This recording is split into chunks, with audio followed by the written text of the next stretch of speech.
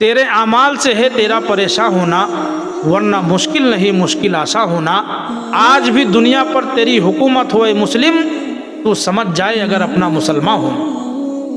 بیت المقدس ہم مسلمانوں کا قبلہ اول ہے۔ پیارے مصطفیٰ کے اس دنیا میں تشریف لانے سے پہلے تمام انبیاء کرام علیہم السلام نے بیت المقدس کی طرف منہ کر کے نماز ادا فرمائی۔ خود پیارے مصطفیٰ نے 17 مہینے بیت المقدس کی طرف منہ کر کے نماز ادا فرمائی۔ یہی وہ سرزمین ہے جو انبیاء کی سرزمین کہلاتی ہے۔ یہی وہ سرزمین ہے جس کے چپے چپے پر انبیاء کرام علیہم السلام کے نشانات موجود ہیں۔ یہی وہ سرزمین ہے جس کے چپے چپے پر گزشتہ قوموں کی داستان بکھری پڑی ہوئی ہے۔ یہی وہ سرزمین ہے جہاں پر اللہ رب العزت نے بہت سارے نبیوں کو تاج نبوت سے سرفراز فرمایا۔ یہی وہ سرزمین ہے جہاں انبیاء کرام علیہم السلام کے ذریعے سے بے شمار معجزات کا ظہور ہوا۔ عظمت و رفت کے اعتبار سے سب سے پہلی مسجد مسجد حرام، دوسری مسجد مسجد نبوی شریف ہے، اور تیسری مسجد جو ہے مسجد اقصی ہے۔ تینوں کا ذکر قرآن کریم میں آیا ہے، لیکن مسجد اقصی کو یہ شرف حاصل ہے کہ تمام انبیاء کرام علیہم السلام نے بیک وقت وہاں نماز ادا فرمائی۔ پیارے مصطفیٰ نے تمام نبیوں کی امامت فرمائی، اور یہی وہ مقدس سرزمین ہے جہاں سے میرے نبی کو معراج حاصل ہوئی۔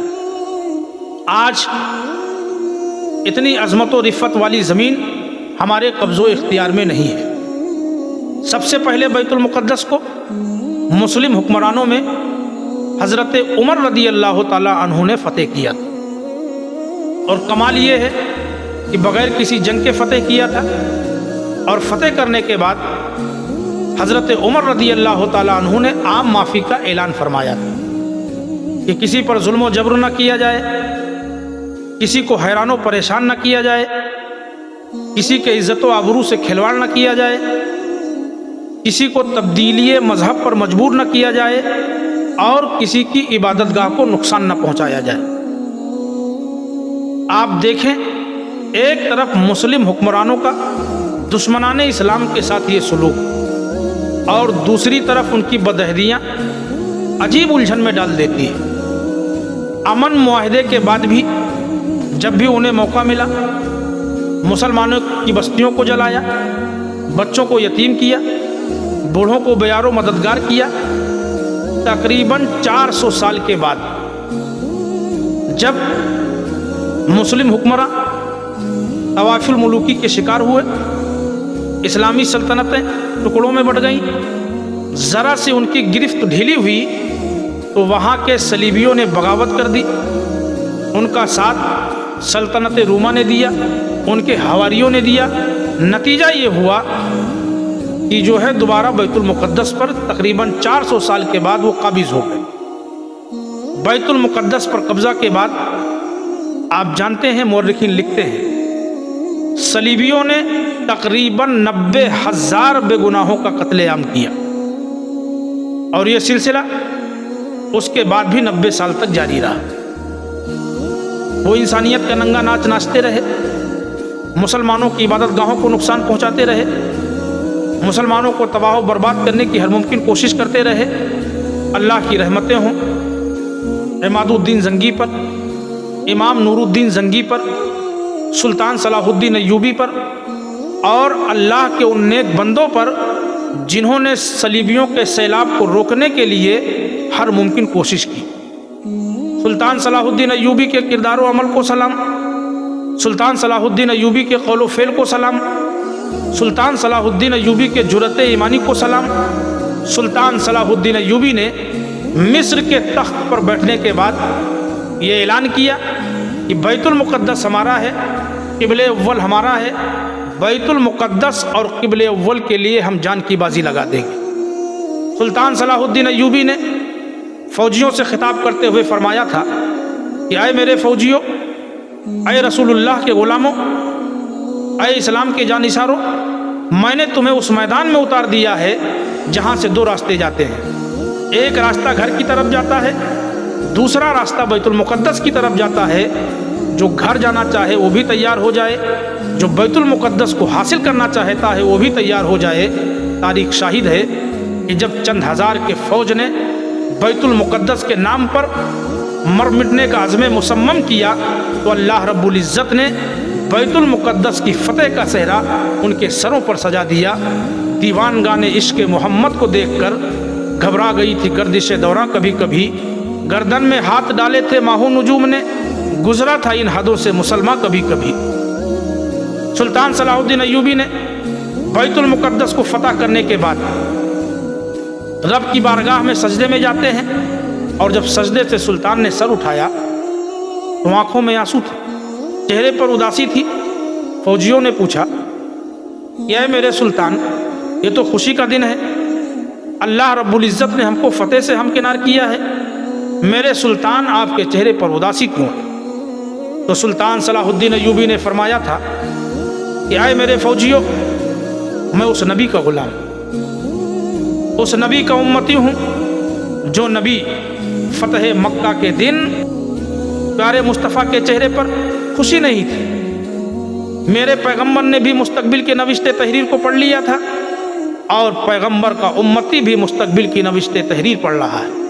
आप जानते हैं प्यारे मुस्तफ़ा ने जब मक्का शरीफ को फतेह फरमाया, सारे सहाबा खुश थे, मेरे नबी की आंखों से आंसू झलक पड़े।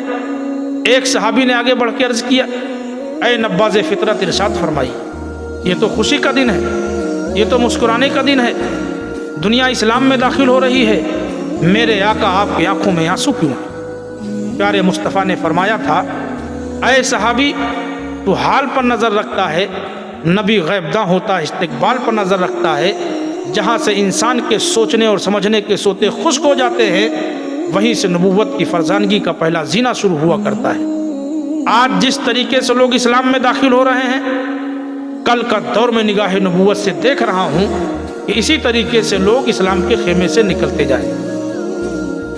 आज की फतेह याबी तुम देख रहे हो, आज लोगों का दाखिले इस्लाम होना तुम देख रहे हो, और कल लोगों को इस्लाम के दायरे से निकलते हुए मैं देख रहा हूँ। सुल्तान सलाहुद्दीन अय्यूबी ने भी फतेह बैतुल मुक़द्दस के दिन फरमाया था, क्या मेरे फौजियों, ऐ रसूलुल्लाह के गुलामों, आए मेरे जानिसारो, तुम इसलिए खुश हो कि तुम्हें बैतुल मुक़द्दस मिल गया। मैं इसलिए रो रहा हूँ, इसलिए उदास हूँ कि यही बैतुल मुक़द्दस कल मुसलमानों के हाथों से निकल जाएगा। मेरे भाइयों, आज है वो दिन जिस दिन के बारे में सुल्तान ने कल फरमाया था।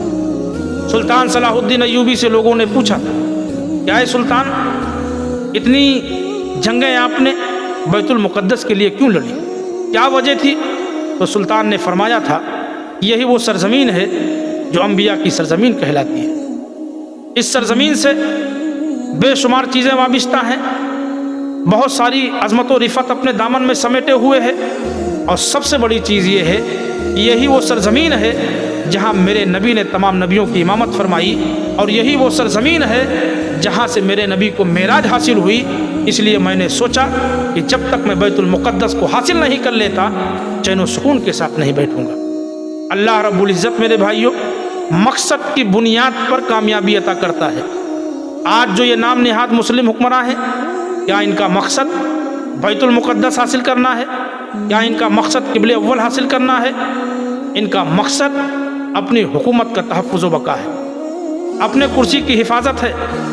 ज़्यादातर मुस्लिम हुक्मरां या तो दोस्त बने हुए हैं या खामोश तमाशाई बने हुए हैं। अल्लाह रब्बुल इज़्ज़त मकसद की बुनियाद पर कामयाबी अता फरमाता है।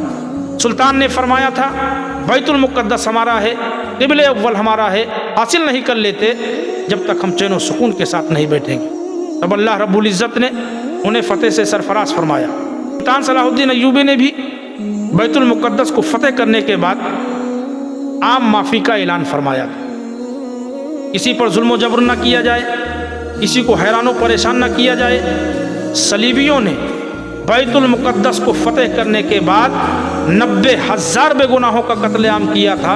सुल्तान न सिर्फ ये कि अपनी जानी दुश्मनों को माफ़ कर रहा था, बल्कि उनको अपने मजहब पर रहने की इजाज़त भी दे रहा था।